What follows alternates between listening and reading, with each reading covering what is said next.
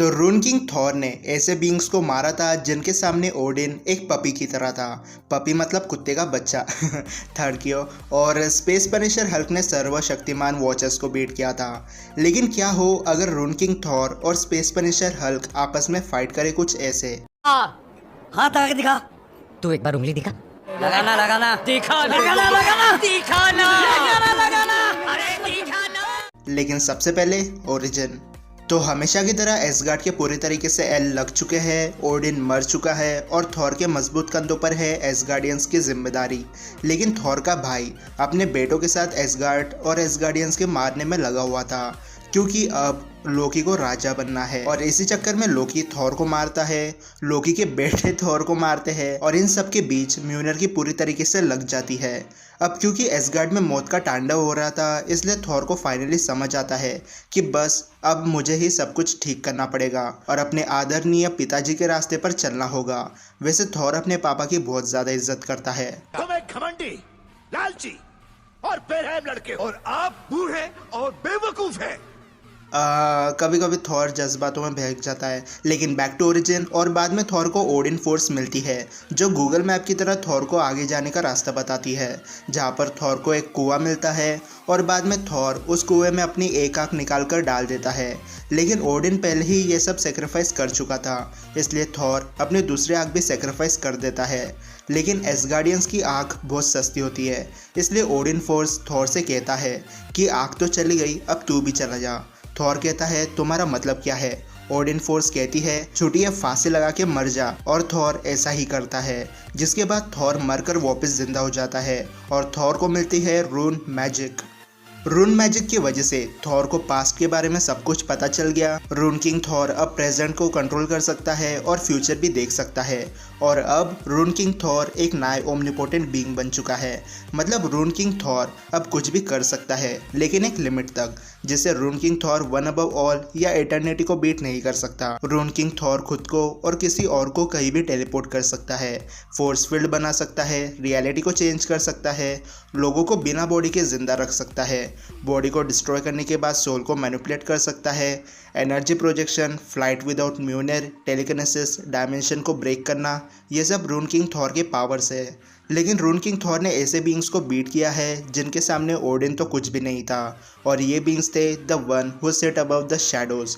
अब ये beings exactly कौन थे वो तो एसगार्डियंस तक को नहीं पता, लेकिन रून किंग थॉर ने इन्हें इतना मजबूर कर दिया था कि रून किंग थॉर ने इनकी आंखों के सामने उस धागे को ही तोड़ दिया जहाँ पर गॉड्स की किस्मत लिखी जाती थी, और थॉर के सिर्फ एक हिट से पूरा यग्ड्रासिल डिस्ट्रॉय हो गया। लेकिन बाद में हमें पता चला कि यग्ड्रासिल में बहुत सारे यूनिवर्सेस एग्जिस्ट करते हैं। अब बात करते हैं उस हल्क की जिसने चड्डी पहनना कभी सीखा ही नहीं। मे बी नॉट, लेकिन ये हल्क अर्थ 616 से नहीं है। लेकिन यहाँ पर भी ब्रूस बैनर गामा एक्सप्लोजन के कांटेक्ट में आ जाता है और हल्क का जन्म होता है। स्पेस पनिशर हल्क अपने यूनिवर्स में गैलेक्टस के बाद सबसे बड़ा खतरा था, जिसके ऊपर बुलेट्स का कोई असर नहीं होता है। स्पेस पनिशर हल्क ने फैंटास्टिक फोर को मारा, हल्क बस्टर को फिनिश किया, उसके बाद लीडर को पिचका के डेडपुल का सिर उखाड़ के सेबरटूथ को आधा खा लिया। लेकिन आखिर में स्पेस पनिशर हल्क ने ओमनीपोटेंट वॉचर्स को मार दिया, जो इल्यूजन दिखा सकते थे और नलीफायर जैसे वेपन को अपने रियलिटी वार्पिंग पावर से इरेज कर सकते थे। लेकिन स्पेस पनिशर हल्क ने आते ही एक वॉचर का सीना चीर दिया, 2 वॉचर्स का सिर फोड़ दिया और बाकी 3 वॉचर्स का गला घोट दिया।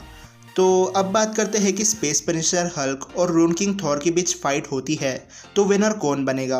तो फिजिकल फाइट में space punisher Hulk rune king Thor के सामने एक सेकंड भी नहीं टिक सकता, क्योंकि रून किंग थॉर अपने मैजिक से स्पेस पनिशर के बॉडी पार्ट्स को अलग कर सकता है, मैंगॉक की तरह उसका एग्जिस्टेंस खत्म कर सकता है। और अगर space punisher Hulk rune king को मारने की कोशिश करे तो वो भी काम नहीं आने वाला, क्योंकि रून किंग फोर्स फील्ड बना सकता है। अब इससे पहले कि आप ये कमेंट करो कि स्पेस पनिशर हल्क ने तो ओमनीपोटेंट वॉचर्स को मारा था इसलिए वो रून किंग थॉर से ज़्यादा पावरफुल है, लेकिन ऐसा नहीं है। सबसे पहली बात, उन वॉचर्स की ड्यूरेबिलिटी सुपर ह्यूमन लेवल की भी नहीं थी। वो नल्ले वॉचर्स फिजिकल फाइट में मारे गए, जिसका मतलब वो इमॉर्टल बीइंग नहीं थे। दूसरी बात, अगर वो ओमनीपोटेंट होते तो जब हल्क ने उन्हें मारा तब उनके पास बहुत समय था खुद को जिंदा करने के लिए, क्योंकि अगर वो ट्रू ओमनीपोटेंट होते तो वो हल्क को अपनी थिंकिंग से ही मार देते, लेकिन ऐसा नहीं हुआ। और तीसरी बात, ओमनीपोटेंट बीइंग्स की रेस नहीं होती है, वो एक सिंगल सुप्रीम बीइंग होते हैं जिसे वन अबव ऑल। लेकिन रून किंग थॉर ने एसगार्ड की किस्मत को ही बदल कर रख दिया और space finisher Hulk rune king Thor को फेस टू फेस तो बिल्कुल बीट नहीं कर सकता। इसलिए आज के सुपर बैटल का विनर है रून किंग थॉर। तो ये थी रून किंग थॉर और स्पेस फिनिशर हल्क के बीच एक सुपर बैटल। और अगर आपको वीडियो पसंद आई होगी तो इस वीडियो को लाइक और शेयर करना मत भूलना। और इससे पहले कि आप ये वीडियो बंद करो, मैं आपको अगले कुछ टॉपिक्स के बारे में बता देता हूँ, क्योंकि आप में से बहुत सारे सब्सक्राइबर जानना चाहते थे कि नेक्स्ट टॉपिक्स किस किस पर होने वाली है। तो मैं बता देता हूँ कि अगली वीडियो होगी top 10 omega level super heroes के बारे में। उसके बाद हम बात करेंगे वन बिलो ऑल और द ग्रेट इविल बीस्ट के बारे में। फिर वन अबव ऑल वर्सेस एक एनिमे कैरेक्टर है शायद, वो उसके बारे में बात करेंगे। उसके बाद में डीसी वर्सेस बेन 10 भी करेंगे। ये पहले ही आ जाती थी लेकिन मैं ज़रा बीमार हो गया था इसलिए नहीं आई। और बाद में ओब्लिवियन। आप मुझे कमेंट्स में बताओ कि आपको ओब्लिवियन पे वीडियो चाहिए या नहीं। और स्टार ब्रांड पे मैं डालने वाला था लेकिन वो टॉप 10 में कवर हो जाएगा। वोल्वरिन वर्सेस थॉर है और एक टॉप 10 लिस्ट है जिसमें लूसीफर है, ओडिन है, थॉर है, शज़म है, फ्रैंकलिन है, एक्वामैन है, क्विक सिल्वर है, इनविजिबल वुमेन है, द एंडलेस भी है और प्रोफेसर एक्स है। तो आप ये गेस कर सकते हो कि ये टॉप 10 किसके बारे में होगी। तो मैं मिलता हूँ आपसे अगले वीडियो में, तब तक गुड बाय। हाँ वैसे हाइपेरियन भी है।